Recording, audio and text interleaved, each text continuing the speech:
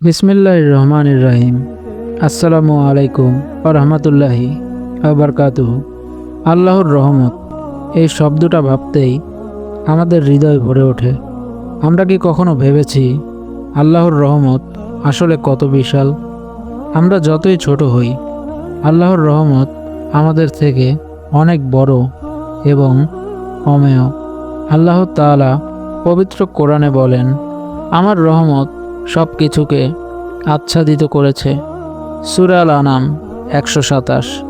ভাবুন তো, পুরো সৃষ্টি, মানুষ, পশু, পাখি, বৃক্ষ, সমুদ্র, আকাশ, সব কিছু আল্লাহর রহমতে চলে। আমরা নিঃশ্বাস নেই, খাবার খাই, পানি খাই, সব কিছুই আল্লাহর দয়া। কিন্তু শুধু সৃষ্টি নয়, আল্লাহর রহমত আমাদের প্রতি আরও ব্যক্তিগত। যখন আমরা ভুল করি, পাপ করি, তখনও আল্লাহ আমাদের মাফ করার জন্য প্রস্তুত।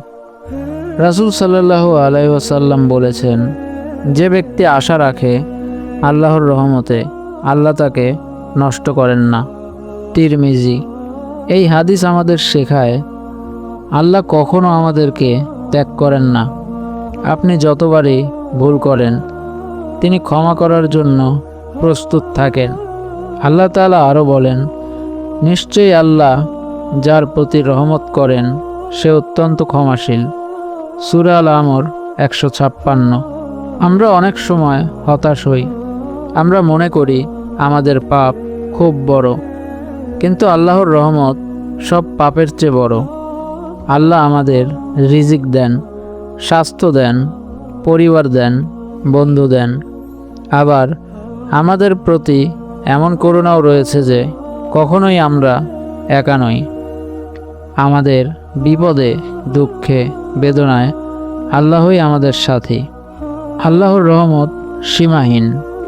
এক মানুষ মাত্র কোরআন পড়লেই, নামাজ পড়লেই, দোয়া করলেই আল্লাহ তার জীবনে আশীর্বাদ ঢেলে দেন। ছোট ছোট আশীর্বাদ আমাদের প্রতিদিন ঘিরে থাকে।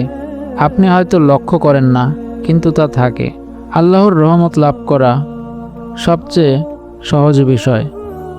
নিয়মিত নামাজ ও দোয়া করুন, কোরআন পাঠ ও তার শিক্ষার অনুসরণ করুন, সাদগা ও দান করুন, অন্যের প্রতি সহানুভূতি হন।